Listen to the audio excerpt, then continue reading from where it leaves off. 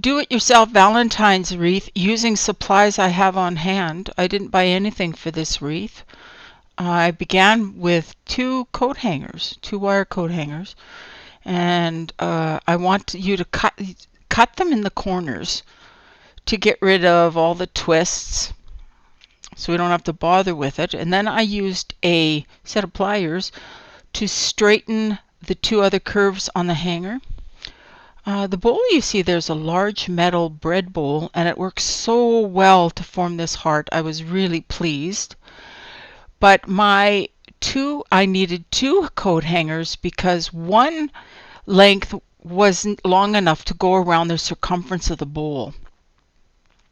Here you're going to see me, the only tape I found strong enough to hold against the pressure of the hanger wire, this stuff is really strong, was duct tape. And I use the duct tape every, I don't know, foot or so to attach the wire to the bowl and slowly form it into a circle.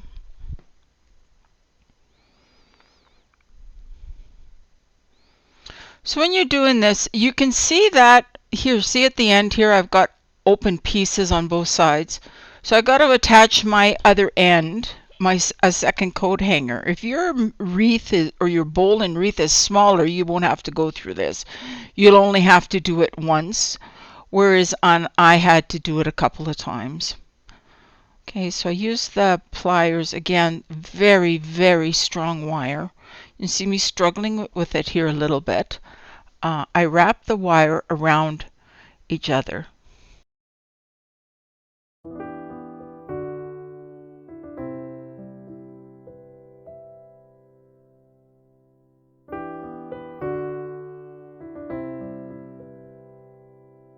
Okay, once that was done, I went and I grabbed some plain floral wire and I wrapped that around the connection of the other two heavier duty wires. And then you'll see me, I'm going to go ahead even after that and put on some hot glue, which might have been overkill. The choice is up to yours. I put on some hot glue and then even some floral tape over top of the whole thing to hold it together. I did all that because this wire really is very strong. It's going to work well for, the bad side is it's a bit heavy to work with. The good side is I know it's going to hold its shape once we get it made. Now here I'm showing you, I did it all the way around, and the thing is on these ones here you can see me having to work a little bit feeding the wire in alongside the bowl, but I didn't want to take it off the bowl until I had at least all of them, one section of each wire wrapped and secured together, because that wire I wasn't willing to take it off of the shape yet or remove the duct tape until I had two of them done. Okay. Once I got it off, you're going to see me here. I'm going to take it off the bowl and then I'm going to remove all the duct tape. You can see the two other ends that I've got to attach. Much easier to do and much faster to do without the cumbersomeness of the bowl. And I'm just showing you here quickly that I did the whole thing. So there they are, they're all wired up.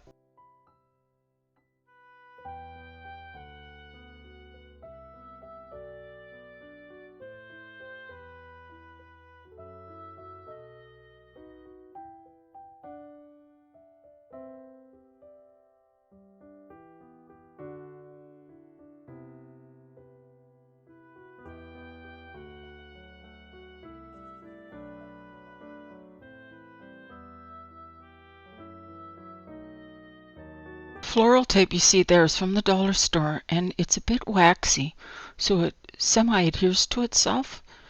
It does add a little bit of extra strength to those joints. And that wire is heavy enough. You really want to make sure that those wires don't come apart. Once that was done, I took it out in the garage, and Hubs would not be impressed if I put a big old nail in his shop table. So I took a board, just a scrap piece, hammered the nail in there as deep as I could, and you're going to see how slick this worked. I was so pleased. I didn't cut this at all. Look, we just bend it, push in, bend up to get the top part of the heart. Look at that. And then I flipped it over grabbed the bottom part straight across from the top and bent it the other way. That's not sped up, nor is it cut. That's how quick it happened. I was really pleased with how this turned out. Okay, so there's our little heart shape. Next, we're going to go ahead and start putting on the branches. Before I attached the branches, I did go around and kind of judge them all and see how many I'd need, and bent them into place. And then I started putting them all on using some floral wire and the rest of the floral tape. I don't think I ended up using the floral tape. Okay, and I made sure that every branch was attached at the bottom part. I just wrapped it around or wrapped it around and twisted it depending on how long the piece of wire was I'd cut. I made a point right up at the top here to make it so that it was quite slim right at the top in order for the heart shape to show up.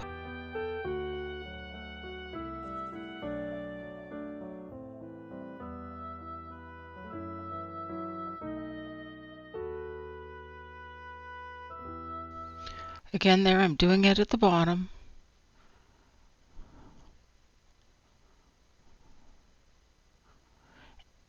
And that little end piece there, I know I'm going to snip it off. The other part to realize is those little wires can slide off of the stems, so I gave them some glue as well. That had nothing to do with holding, other than just to make sure the wire didn't slide around on me. Okay, when I'm going through and wiring these, I'm making sure to wire the stem through the underneath stem, and everything was wired through that white frame that we did at the beginning. Okay, I'm going to speed up the rest of this process. Basically, that's all I did going through the entire frame, but I've decided that for here, I'm going to go ahead and play that for you.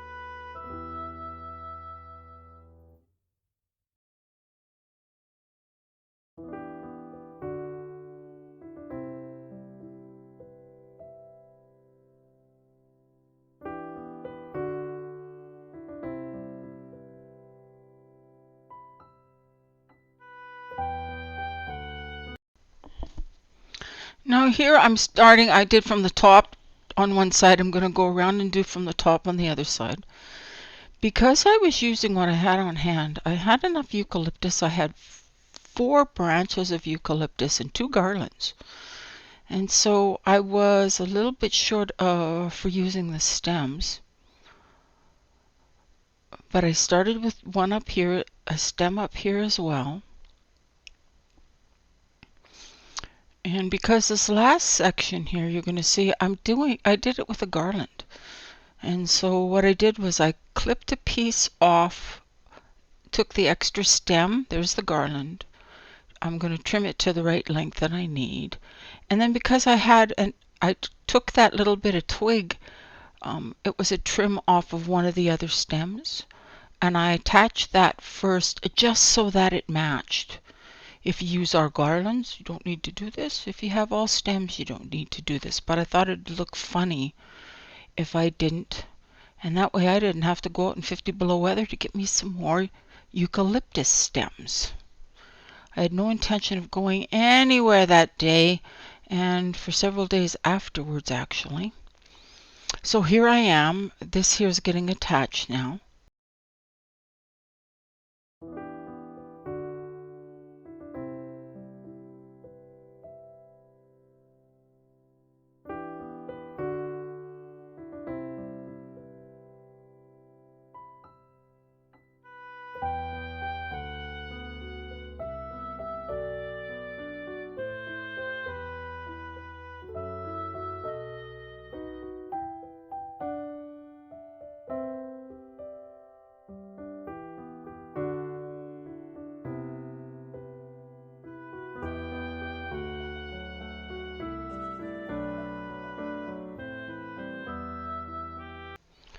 So now at the end, those two little ends are going to trim off. And you can see where I have some bald spots. I think I point them out, one there and one on the other spot. And I'm going to go ahead and weave in branches and add some more where those bald spots are. That was just leftovers from the garland.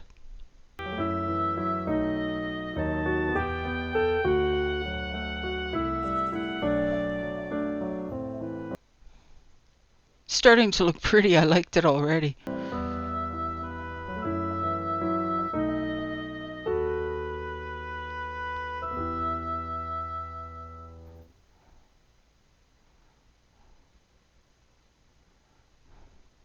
Now I wanted to make sure that the branches or the leaves went in the right directions, especially right at the bottom there. So I cut it in half, and I put half of them going up on the one side and the other half going towards the top on the other side.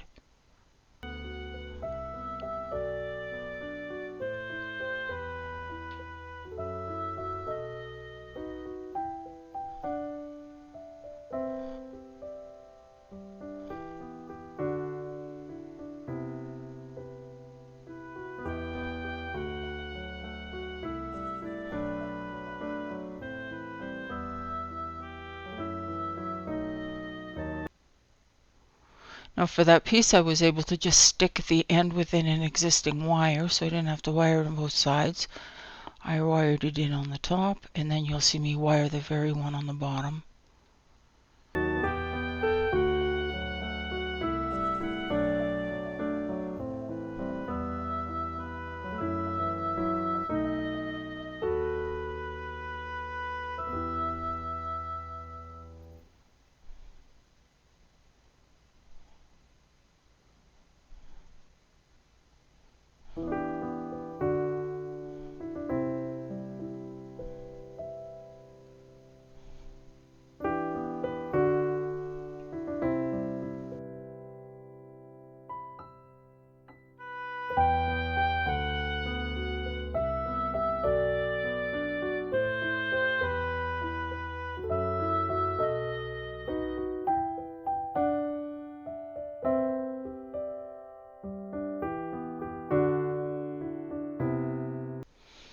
So this year I've really been enjoying making everything to the same theme. Everything in my house is neutral and greens and browns and creams and whites, and I've been really enjoying it. So I didn't put any pinks or anything on here. If you wanted to add some pink ribbon to that, or bits of lace to make it more typically Valentines, by all means, but that's not the style I was going for. I just added a few extra leaves here and there by gluing them on.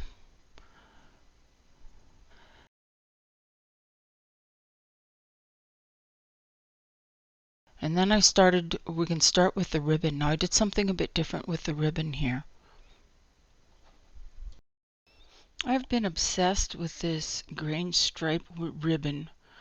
I absolutely love it. It's got like the sage green color. Anyway, I think I got it when I was traveling in the United States, and this is my very last little bit. So what I did was I tied it around the wreath itself, gave it a 1-inch loop, and then tied the loop loosely so it had some room.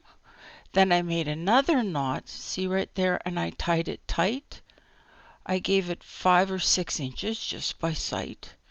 Made another little knot right at the top, and then you'll see me give them some trims at the end, little fish trims at the end. I just folded the ribbon in half and then snipped it.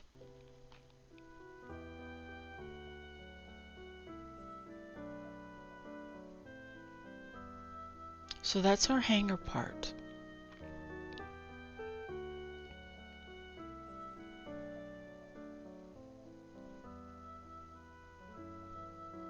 Next I'm taking a look and checking out how much ribbon I got, and I was really happy to find out that I had lots, So what I did was I could make a nice big ribbon, and I folded it over to the right and to the left and glued it in between.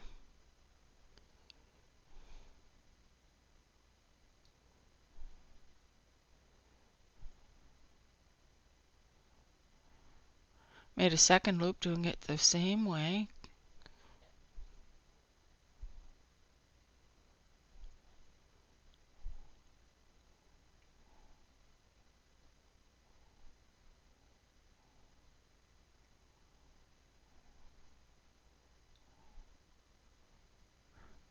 Now, because the way my ribbon was, I had enough for one long ribbon on one side, but I had to attach a second separate ribbon for the other side, but the glue made that doable. So I just hot glued a second strip on there.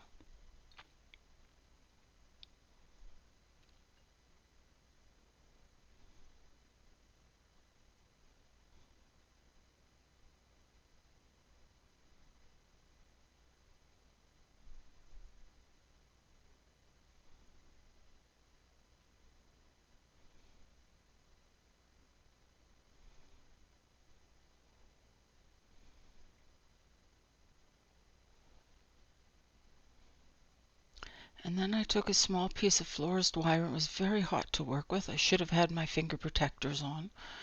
And I wrapped the center of the ribbon in the wire.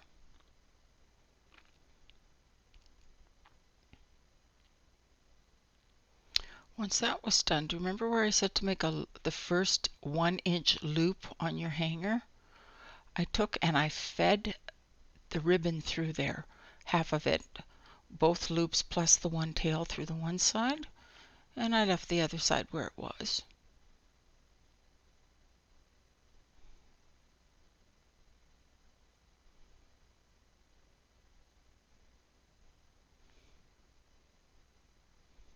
Then I took my two tails, cut them the same length, and I did the same trimming on the end where I folded it in half and give them a little snip there on an angle. Isn't that ribbon pretty? I just think it's lovely. Now we're pretty much done with our wreath at this point, except that I want to go back. I went close up here, and I'm going to spend just a couple minutes showing you how I made the final adjustments on these leaves. It just looked a little too wild or a little too disheveled for my liking. And that's just the natural placement of the leaves. But I showed them who was boss, and I showed you two ways that I was able to do it. One of the ways was here I'm using a pair of needle nose pliers, and I'm twisting a leaf that was in the wrong direction. You see it change and lay down flatter there?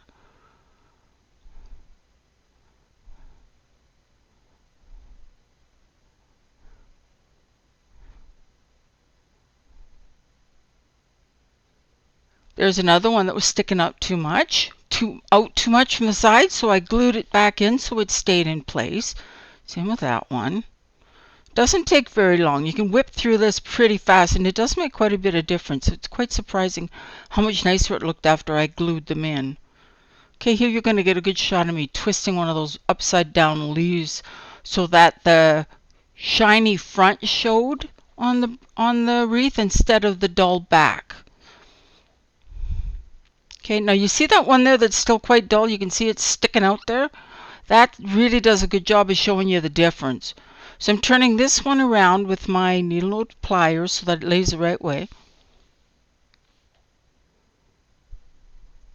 And it had looked a lot like the one that's glaringly light there. And glue that down. Now I'm going to do the one that was showing. Okay, and I want to flip it around and glue it and twist it in place. And that's all I did for the whole entire rest of the wreath. It takes about, I don't know, maybe 5 minutes, 10 at the very, very most to go through your whole leaf. It just depends how wild your leaves are. Anyway, I hope you love this wreath and how it showed. I think it's lovely. I really like it. The next picture you're going to see is it hanging on my front door. Happy crafting, everybody.